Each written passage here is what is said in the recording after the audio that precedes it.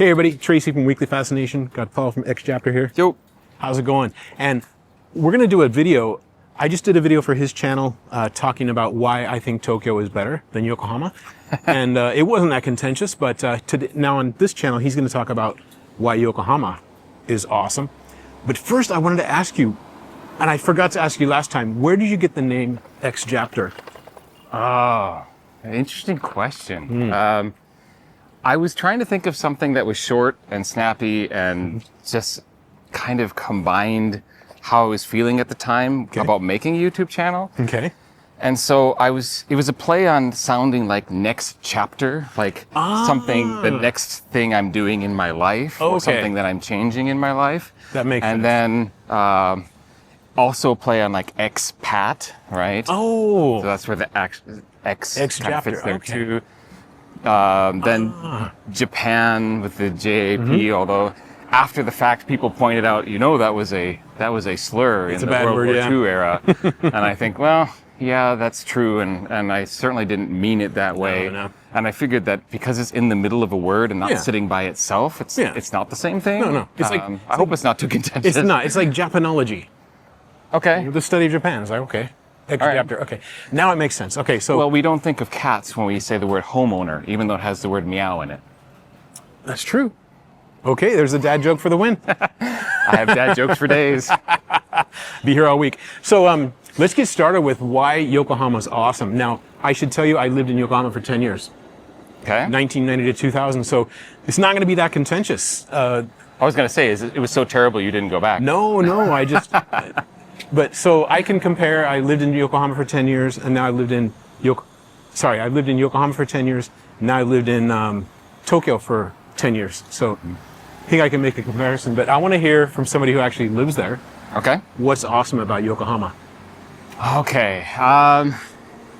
Let's get the street behind us and the taxis. I have a tendency to think of Yokohama as a more compact and laid-back version of Tokyo. Okay. In terms of almost anything you can find in Tokyo, you can find in Yokohama, with some notable exceptions, which I'll mention. But when we talk about places to go for entertainment, to go for food and drink, Yokohama has so much to offer. And a lot of it ends up being in walking distance. So, for example, there is it's a different vibe, but kind of the Shimbashi in Tokyo equivalent of Noge in Yokohama. So this area of these cool izakaya and little pubs and drinking establishments with amazing food. You walk through that neighborhood, you just like smell the grilled chicken and all the amazing smells from the Japanese cuisine that's going on. Now, sorry, where is Noge? What station is it by? For me, I'm either coming from Kannai Station and Hinodecho Station. So Kannai is on JR and Hinodecho is on the KQ line. Okay. And so it's in between those two stations. And Sakuragicho is also in that area, depending which direction you're walking. That's a fun area. But that's kind of the point in that you can walk from Noge to Kannai, and Kannai is where you're going to find a lot of various international restaurants, like there's a couple of Greek restaurants, there's an Egyptian restaurant, there is French restaurants, Italian restaurants, Spanish restaurants, and of course, right next to Kannai is actual Chinatown, where there's all the Chinese food you can shake a stick at. And that's something we don't have, is Chinatown. We have Koreatown. There's a little, it's not as big as the Tokyo one, but there is like a little Asia. So if you actually turn around and go back from Noge towards Hinodecho Station, that area, the Hinodecho area, is like a little Asia, and you've got a street that's all Korean markets and restaurants, and you've got Thai and Vietnamese places and their markets as well. And again, this is all walkable. They're all within range of each other. You can walk Chinatown through Kannai, through Noge to Hinodecho, and just see the town change to these different kind of districts. It's one of those things that if you're getting on the train in Yokohama, it's probably because you're heading to the more residential areas. And maybe the one exception or two exceptions to that is Yokohama Station area, which is its own thing, and then the Shin Yokohama, which is the Shinkansen stop, Bullet train. Yeah, yeah. which is where the ramen museum is. Yes. If you ever get out to the ramen museum, I actually highly recommend it because Okay. not only can you sample a variety of ramens from all over Japan, so they have like Sapporo and they have Kyushu and they have Tokyo, etc. But the whole place is decked out to look like Showa era Japan. So it's kind of 1950s, early 60s retro Japan is how it looks inside. So if you're nostalgic for that kind of thing, they even have an old what is it? Dagashi? What's that? Am I remembering that word right? It's the shop that sells old like the penny candies. Oh, the old yes, Penny yes, candy yes. shop. So yeah, that's there, and they have one of those in there. And they used to have a guy that actually make handmade candies. He'd like spin the sugar and all that. But Can you get like the rumne? yeah, for sure, ramune as well. One of the things you talked about in your Tokyo video was all the entertainment options. There are a lot of concerts in Yokohama. You get them in the Yokohama Stadium or the Nissan Stadium, which is north of Yokohama Station. Forgot. Yeah. And Yokohama has long been known as the jazz scene in Japan. So a lot of old school jazz clubs, a lot of jazz artists have played there or come up there. And Yokohama has always been a jazz town. Makes sense. It's a port town. Right. Yeah, for sure. And it's I can't say this for sure. That someone can check this on ChatGPT or something where jazz originated in Japan. But one thing to know about Yokohama is it's the place where a lot of things originated in Japan. Okay. So when Perry showed up with his black ships to open up Japan to the West and trade, he's like gunboat diplomacy. You either open up or we're gonna open up. And so they opened up the port of Yokohama, which is the place where things really began to flow in. Now this exists to a certain extent in Kobe, because Kobe was one of those first ports as well. But Yokohama was the place where the foreign merchants, missionaries, educators, politicians, ambassadors, etc., were coming through Yokohama. Yeah. It's the first place that had the telegraph wires. It was the first place where there was a train line. Where it first opened up was in Yokohama. Right. From Yokohama to Tokyo, right? Exactly. Okay. And it was the first place there was ice cream in Japan, the first place they had beef hot pot in Japan, the first buffet-style restaurant opened in Yokohama. So Yokohama is really proud of its port city status and how it's been this window to the world for going on 2 centuries now. Okay. So another thing to note about Yokohama, I hate to do it as a contrast or comparison to Tokyo because it is its own thing, but it makes sense in this aspect, which is it's laid back. It's got this more laid back feeling than Tokyo. And I don't know if it's because of when I go to Tokyo, I always have somewhere to be or someone to meet or something to do, but I always finish the end of the day feeling exhausted. Like Tokyo tires me out in a way that Yokohama never does.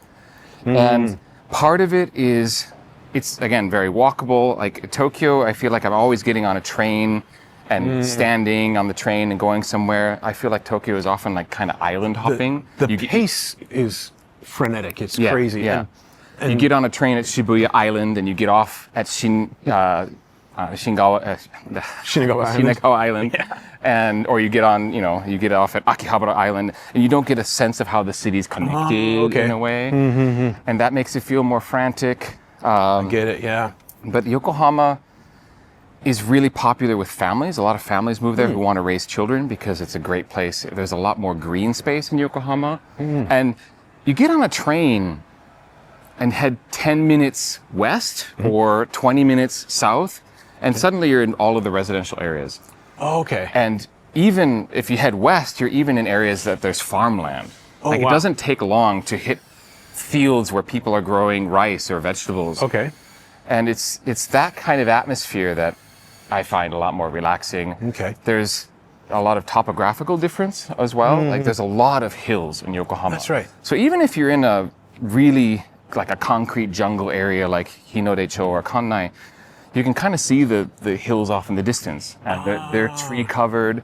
And a lot of them, you can go to the top and there's like these natural observatories where you're up on top of a beautiful green hill and you're looking over Tokyo Bay, all the ships going by, and you can see the iconic places like Landmark Tower in the distance. Oh, yeah. And have to talk about that area, of course. Yes. Minato Mirai area. If you go to Sakuragicho station on the JR line, get out there, you're immediately confronted with this amazing.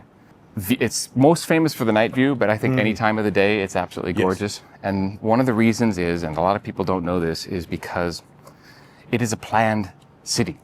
Oh, yeah. It went from fields and swamp. Over the course of a couple of decades, they just built it up into this modern, beautiful metropolis. The skyline is designed. It's designed to be beautiful. And it's got these iconic buildings, especially the Pan Pacifico, which is this hotel that's shaped like a fin. Yep. And you've got the Cosmo Krok, which is the Kandensha, which is what's the English for Kandensha? Ferris wheel? Ferris wheel. Thank you. The Ferris wheel that has a giant clock on it. Why it's called Cosmo Clock. And you know, they had to move that.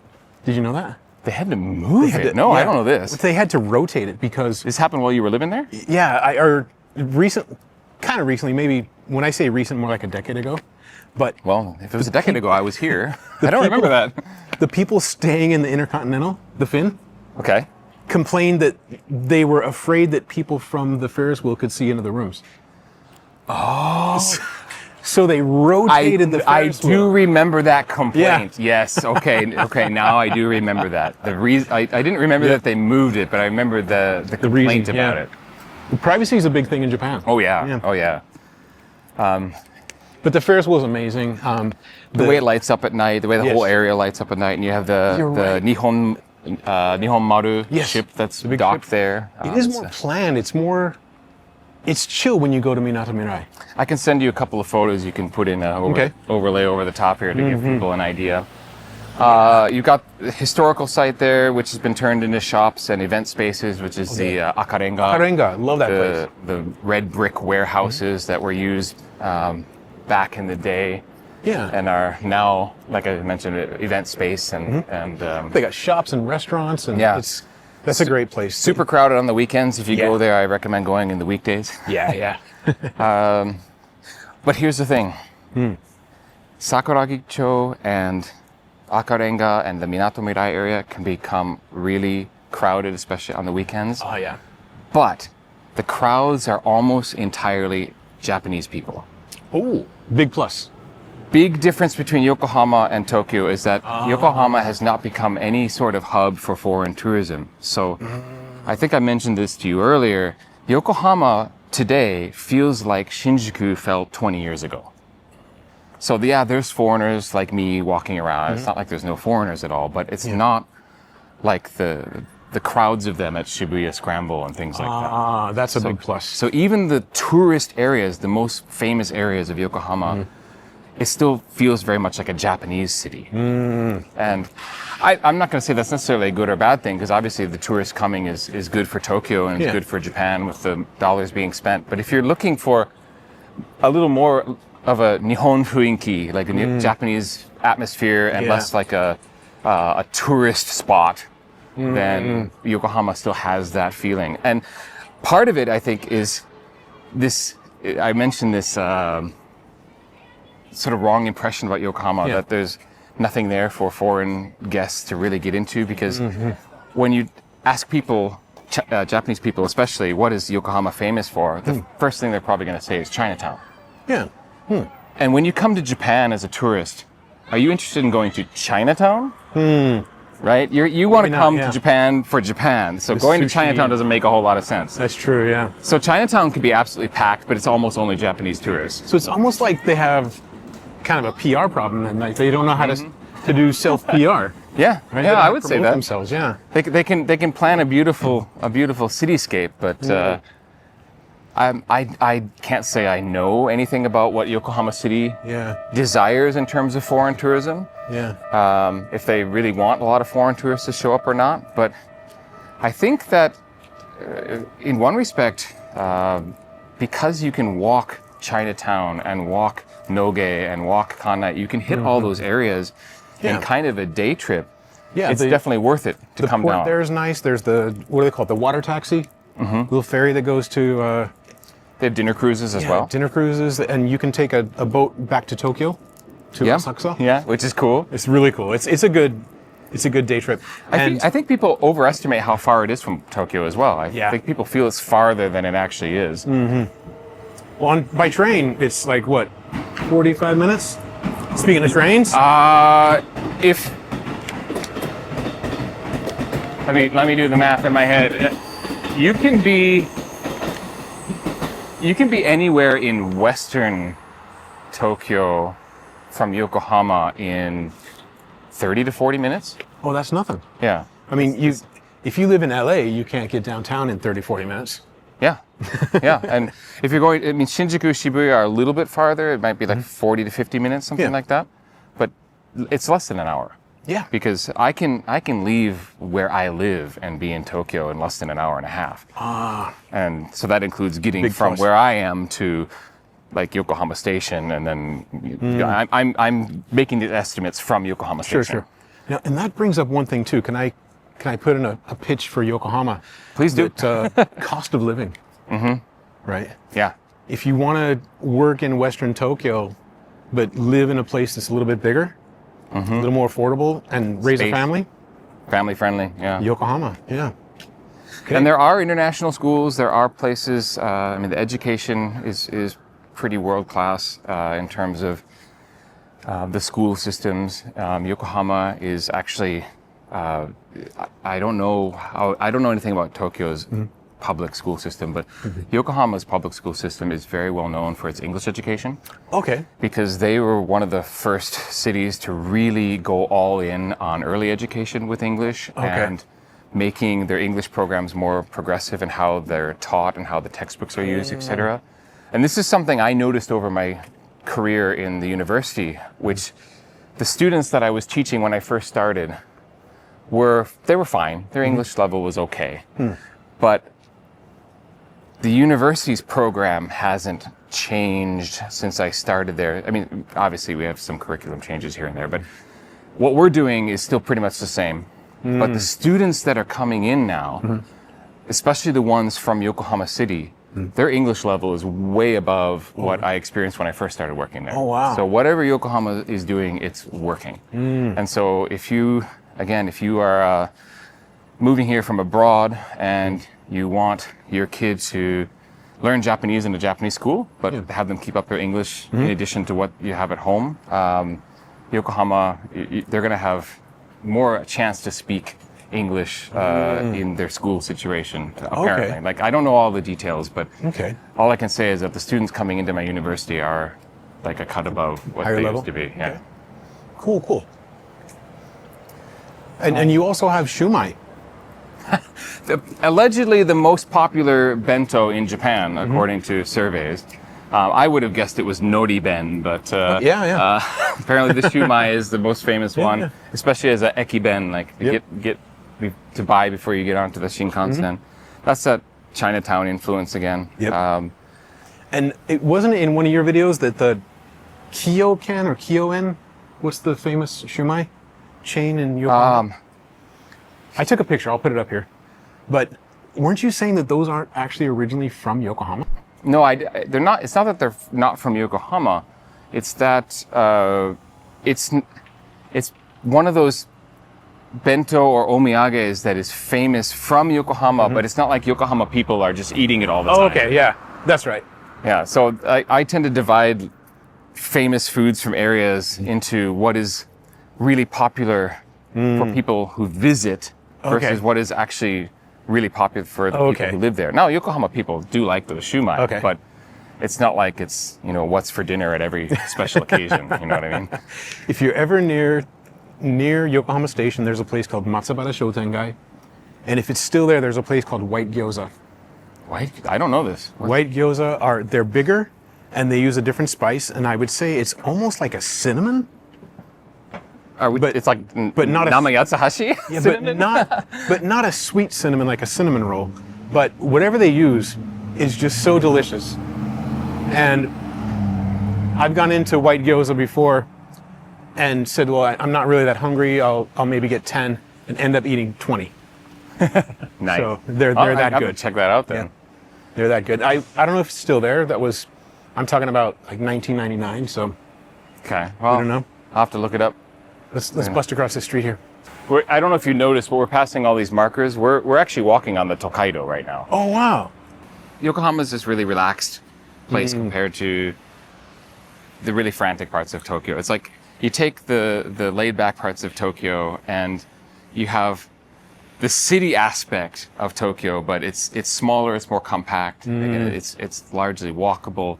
You've got everything you could possibly want just on a smaller scale. It's missing a few things that Tokyo has just because it doesn't have as many specialty neighborhoods. Like you don't have Akihabara, for instance. Okay. Right, and you don't have what's Kappabashi? What's the street in Ueno that's like all kitchen goods and things like that? Okay, yeah. You don't have like necessarily those specialty neighborhoods like you can run into in Tokyo, but basically anything you could want for your life, your lifestyle, normal everyday living, and entertainment options, restaurant options, international food options, great dining, great places to drink. It has all those things just on a smaller scale. A lot of more family-friendly things. You have also a very immediate access to a lot of places with beaches. You're a lot closer to Shonan, so you can very easily get to Kamakura or get over to Fujisawa and go to the beach. And if you go head down the peninsula, you end up in Misakiguchi, which is the place where you can get some amazing tuna. It's basically tuna town. And in between there is Yokosuka, where you can hang out. And if you're living here and you miss kind of an American flair, the Navy base is there. I think you mentioned in the Tokyo video you did for my channel that there's a lot of English being spoken, and I would say Yokohama is also a place where you can get by if you don't speak much Japanese, simply because there's lots of Navy families.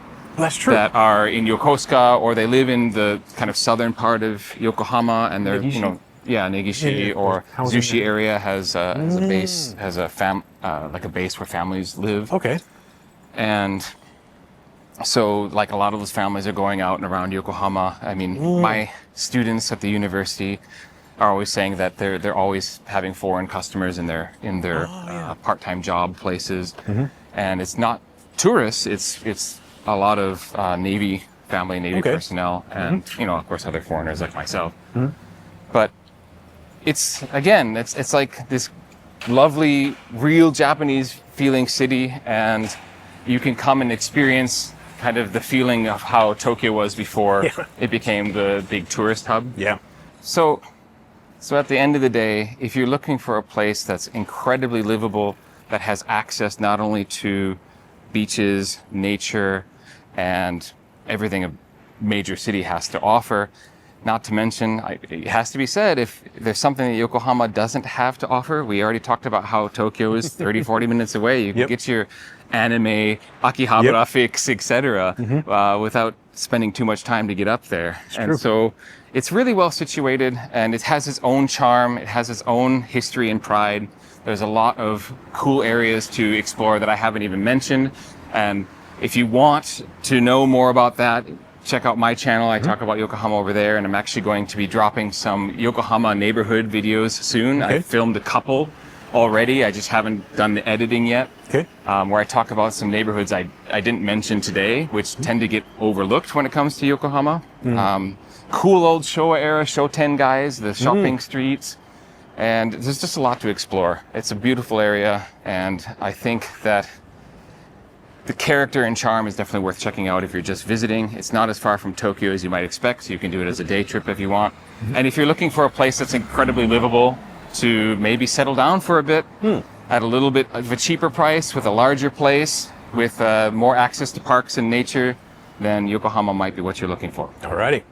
That pretty much sums it up. Thank you. Yeah, thank you for having me on the channel. I hope that I did Yokohama somewhat well. I wish I'd made a whole PowerPoint or something, but hope I managed to get some of my message out there. Yeah, but you can check out over on his channel where I talk about Tokyo. Yeah, and let us know in the comments, once you've watched both of the videos, how you feel about how we represented our There you our go. respective town. And anything I missed, right? Yeah, for sure. If you're a Yokohama person yourself, or you've spent a lot of time there, I mean, I didn't talk about a tons of things, like the Yokohama Bay Stars won the Japan League last year, Congrats. so they are the champions. I didn't talk about Sankeien, which is this amazing park. That is beautiful. Garden. And Yamashita Park. And Yamashita One of my Koen, favorites. Yeah. the Motomachi Street. There's so much I didn't even mention because I could go on and on. But obviously, there's a lot in Tokyo. He could have gone on and on as well. I could have. Yeah. So yeah, go check out the video where we talk about Tokyo on his channel. And like Paul said, leave a note in the comments on both channels. Like, you know, which one would you rather? Not that. Anything I missed when we talked about Tokyo? Anything we missed talking about Yokohama? And what you want to see more of? Yeah, for sure. All right. Thank you. Looking forward to seeing you there. All right. Bye.